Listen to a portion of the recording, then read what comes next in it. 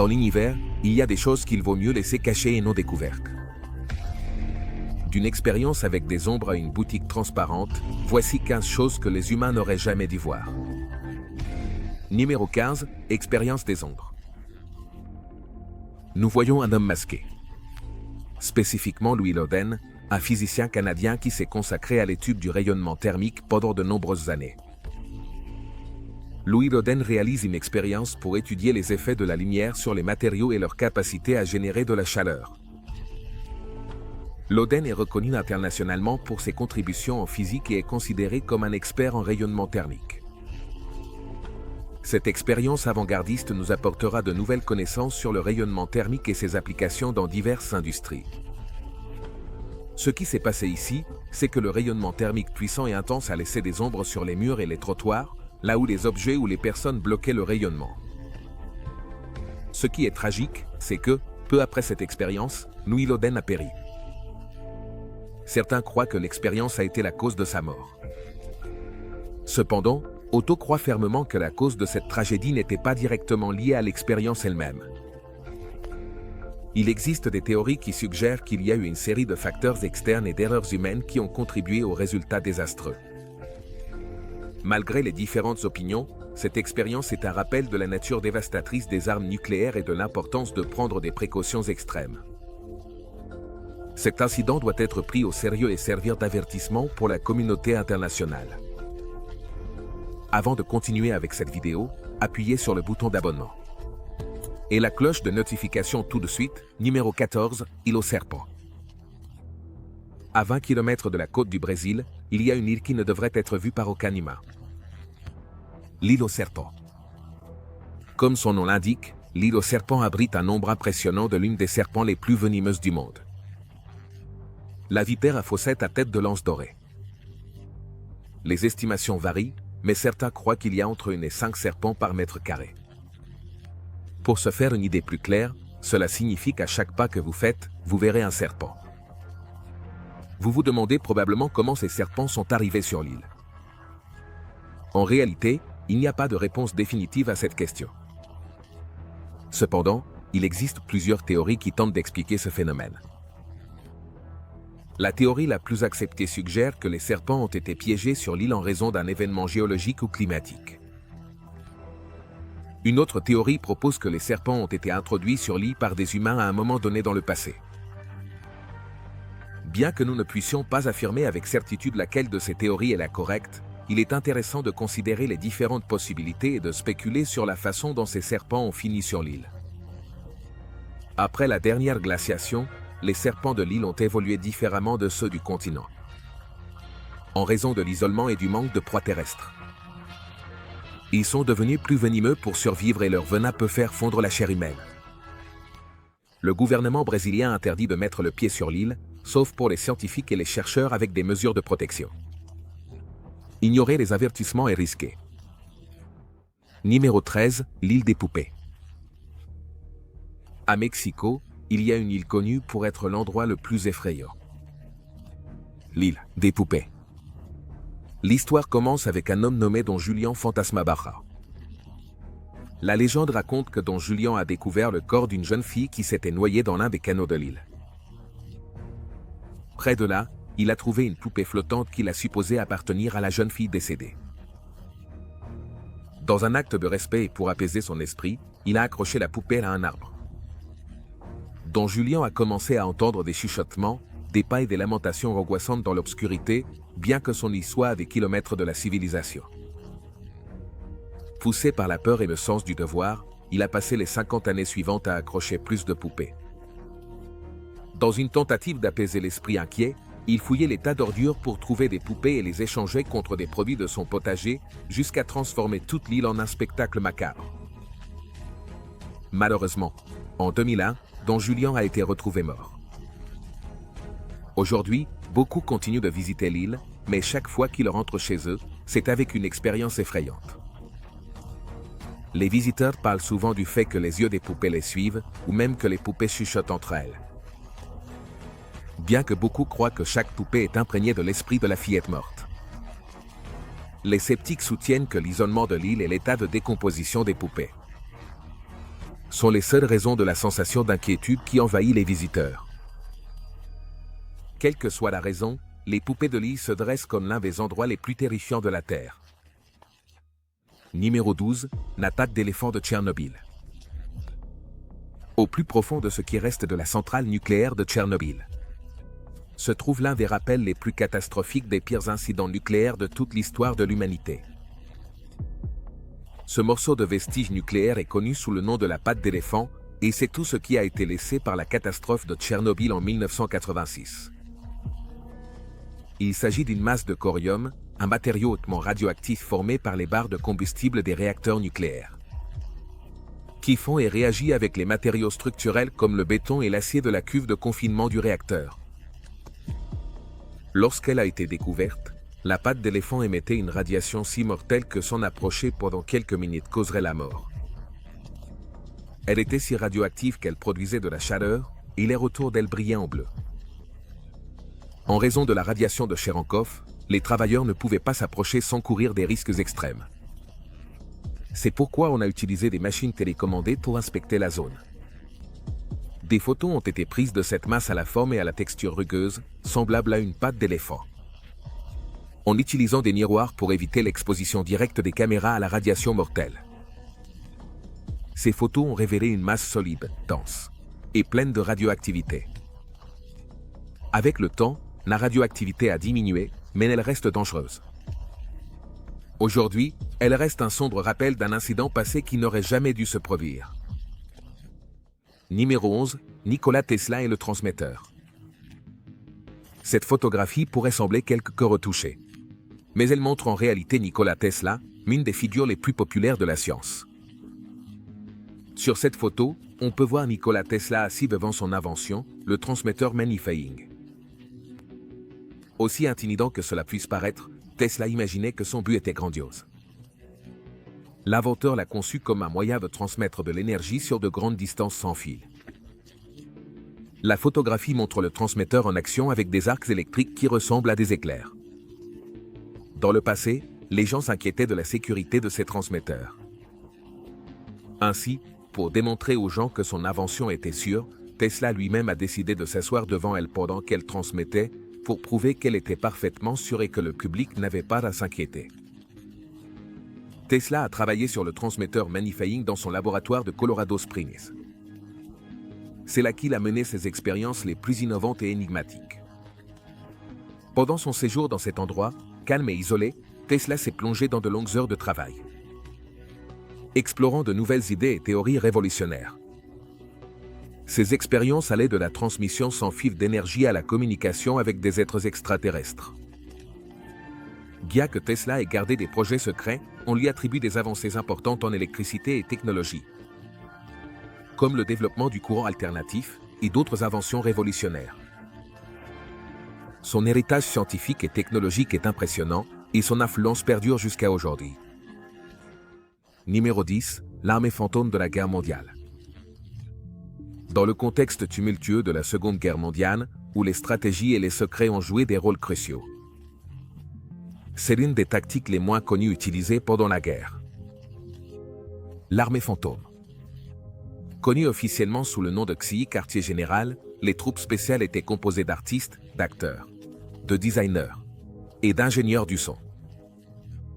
Leur mission était de tromper les forces allemandes en créant l'illusion de force et de mouvement là où il n'y en avait pas. Leurs outils n'étaient pas le matériel militaire typique, mais des chars gonflables, des faux, des transmissions radio et des effets sonores. L'un des aspects les plus fascinants de cette opération était sa capacité à identifier les soldats.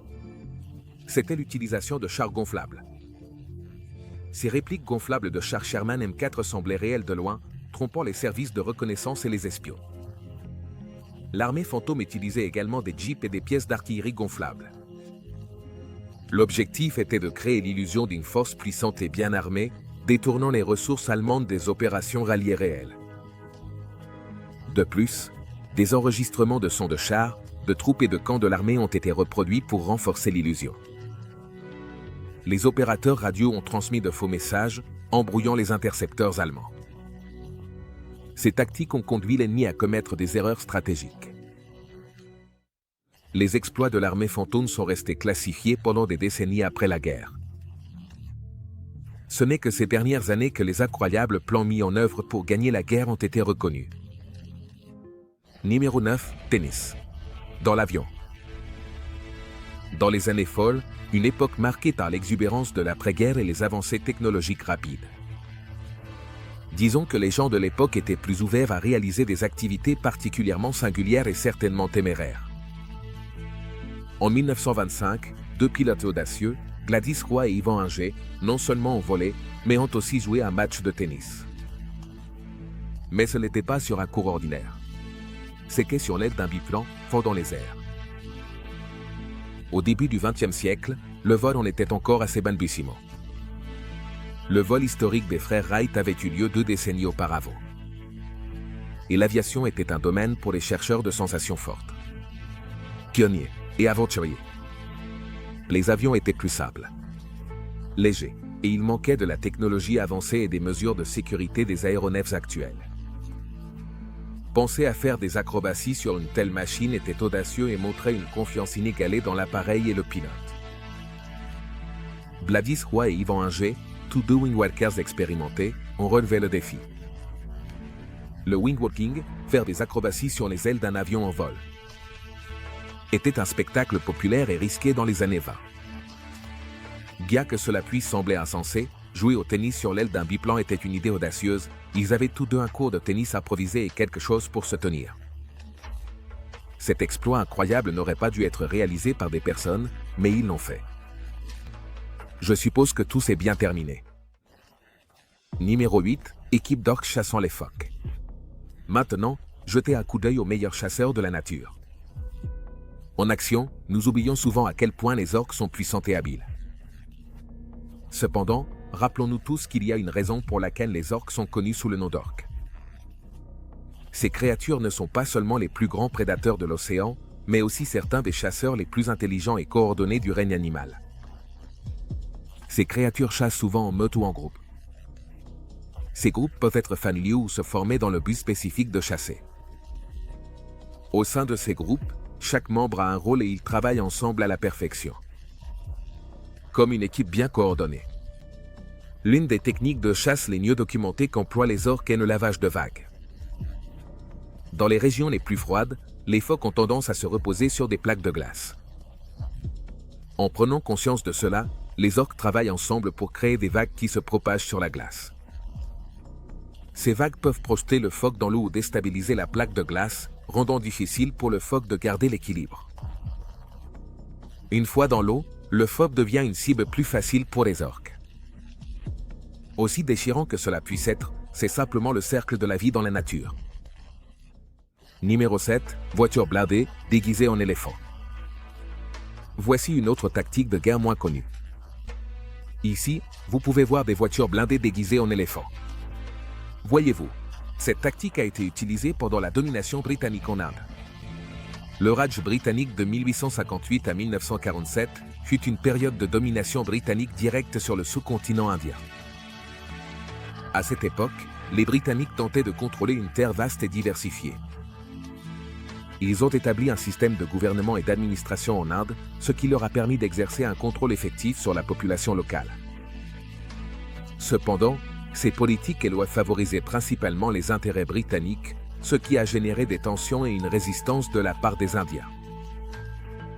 Malgré les tentatives britanniques d'unifier et de moderniser l'Inde, des différences culturelles et sociales ont persisté, rendant leur domination effective difficile. Bien que l'indépendance en 1947 ait marqué la fin du Raj britannique, son héritage en termes d'infrastructure et de culture reste significatif jusqu'à aujourd'hui. L'Inde était un lieu divers et résilie sous le contrôle britannique. L'armée était fondamentale pour maintenir le contrôle interne et se protéger des menaces externes. Comme l'Empire russe. Pour se défendre, les Britanniques utilisaient des tactiques comme déguiser des véhicules militaires en éléphants, qui étaient vénérés dans la région et passaient inaperçus. Cela leur permettait de se déplacer sans attirer l'attention. Les éléphants étaient également respectés par les habitants, ce qui leur donnait un avantage supplémentaire. Numéro 6. Toddy. Le chien à deux nez. Non, ce chien n'est pas un mutant et cette vidéo n'est pas non plus éditée. Regardez-vous Toby. Le chien avec Donné. Vous voyez, aussi étrange que cela puisse paraître, surtout si vous le voyez pour la première fois. Toby est comme n'importe quel autre chien, sauf pour son nez supplémentaire. Scientifiquement, Toby est le chien le plus étrange de tous les chiens. En réalité, il y a quelques chiens qui naissent naturellement avec deux nez. Elles sont également connues sous le nom de nez fendu. Cette caractéristique peut être observée dans certaines races peu communes, dans des cas individuels, parmi les chiens. L'une des races les plus connues qui exhibe ce trait est le mastif tibétain. Cependant, c'est le chien de chasse tigrandin, parfois appelé chien de chasse tigrandin à double nez, qui présente ce trait unique. Originaire des Andes, cette race était utilisée pour la chasse grâce à son sens aigu de l'odorat. Certains croient que son nez divisé lui permet de mieux capter les odeurs. Mais cette théorie est anecdotique et n'a pas été prouvée scientifiquement. Les registres et récits historiques mentionnent l'existence de chiens à double nez depuis des siècles. Au début du XXe siècle, des explorateurs et voyageurs parcourant des régions reculées ont rapporté des observations de ces chiens. Le colonel Percy Fawcett, un explorateur britannique, a écrit sur la rencontre avec des chiens à double nez en Amérique du Sud lors de l'une de ses expéditions au début du XIXe siècle. À ce jour, les raisons génétiques de ce trait sont inconnues, mais je crois que cela n'a pas d'importance. Après tout, un chien est un chien, avec un nez en plus ou sans. Numéro 5, saut en hauteur, caïman. Maintenant, les caïmans sont souvent considérés comme inférieurs aux crocodiles. Mais cela pourrait te faire changer d'avis. Tu vois, ces créatures ont la capacité surprenante de se lancer verticalement hors de l'eau, à condition d'avoir suffisamment de motivation. Un caïman adulte moyen, utilisant sa puissante queue, peut propulser presque la moitié de la longueur de son corps hors de l'eau. C'est impressionnant, car cela signifie qu'un caïman d'environ 3 mètres pourrait effectuer un saut vertical de 1,2 à 1,5 mètres vers le haut. Ce saut étonnant démontre clairement la force et la puissance incroyable d'un caïman en action. Il n'est pas surprenant que ces reptiles soient facilement considérés comme des prédateurs. Sommet. Leur queue, composée à 80% de muscles, leur confère une capacité de saut étonnante. De plus, leur mention puissante et leur capacité exceptionnelle de chasse les rendent redoutables dans le règne animal. Ils sont non seulement connus pour leur force et leur férocité, mais aussi pour leur capacité à se camoufler dans leur environnement et à traquer leur proie, sans être détectés. Ces reptiles préhistoriques existent depuis des millions d'années et ont réussi à survivre au changement de l'environnement. Leur adaptabilité et leur résistance en font de véritables survivants. Alors, la prochaine fois que tu rencontres un alligator en liberté, souviens-toi de cette vidéo et fais attention. Apprendre sur ces créatures fascinantes t'aidera à mieux comprendre leur rôle dans l'écosystème et à prendre les précautions nécessaires lors de tes interactions avec elles. Numéro 4, tente transparente, non. Il n'y a aucune manipulation numérique impliquée dans cette vidéo. Ce que tu vois est une tente transparente. Possiblement l'une des créations les plus ingénieuses de l'humanité. Je sais ce que tu penses. Il est fort probable que cette tente soit utilisée en temps de guerre pour fournir aux soldats l'équipement et les provisions nécessaires. Cependant, heureusement, le but original de son développement est un peu plus innocent. Elle est principalement destinée à satisfaire les besoins des chasseurs, en leur fournissant une large gamme de produits et d'outils adaptés pour mener à bien leur activité de manière efficace et réussie. De plus, elle se concentre sur la garantie de la sécurité et du confort des chasseurs, en leur offrant des solutions innovantes et pratiques pour faciliter leur expérience sur le terrain. À cette fin, des recherches et des tests approfondis ont été réalisés pour s'assurer que chaque produit répond aux normes les plus élevées de qualité et de performance, offrant ainsi une expérience de chasse exceptionnelle, conçue pour offrir une visibilité inégalée tout en maintenant la discrétion. Le R180 est conçu pour remplacer les stores de chasse traditionnels, qui reposent sur de petites fenêtres ou ouvertures. Contrairement au traditionnel, le store Rhinoceros R180 permet aux chasseurs de voir clairement l'extérieur, tout en restant pratiquement invisible pour le gibier depuis l'extérieur. Numéro 3, le club de chasse de Mickey Mouse. Je sais ce que tu penses. Cette photo ressemble à une capture d'écran du cauchemar de quelqu'un. Je n'aurais jamais imaginé que Mickey Mouse puisse avoir un aspect aussi inquiétant et horrifiant. Je pense que l'ambiance effrayante de cette photo est uniquement due au filtre en noir et blanc. Cependant, il y a quelque chose d'incroyablement terrifiant à voir des milliers de personnes avec des masques de Mickey Mouse. Cela semble sorti d'un univers dystopique. Le club Mickey Mouse original a été lancé dans les années 50 comme un programme de variété pour enfants. Mais avant cela, Mickey Mouse était déjà devenu une icône culturelle. Après avoir fait ses débuts en 1928 avec le dessin animé Steamboat Willie, Mickey Mouse a rapidement conquis le cœur du public du monde entier. Sa popularité a explosé et Mickey Mouse est devenu un phénomène. Au début des années 1930, les cinémas ont commencé à accueillir des clubs Mickey Mouse, où les enfants se réunissaient pour assister à des événements spéciaux autour du personnage de dessin animé. Ces réunions impliquaient parfois de porter des masques ou des oreilles de Mickey Mouse, ce qui peut sembler attendrissant pour certains, mais bon, comme tu peux le voir ici, cela peut aussi être assez étrange. Numéro 2. Soldats observant les camps de concentration. Après la Seconde Guerre mondiale, lorsque l'ampleur des horreurs dans les camps de concentration et d'extermination a été révélée, plusieurs soldats allemands ont dû faire face aux terribles actions qu'ils avaient menées contre les Juifs. En se basant sur leurs réactions. Voir ce qui se passait réellement dans les camps de concentration a été un réveil brutal. Et peut-être, attiré sur la parcelle d'humanité qui leur restait. Mais regardons l'Holocauste d'une perspective plus large. Bien que l'extermination systématique des Juifs ait été un élément important de la politique nazie, la Seconde Guerre mondiale avait des causes multiples et complexes.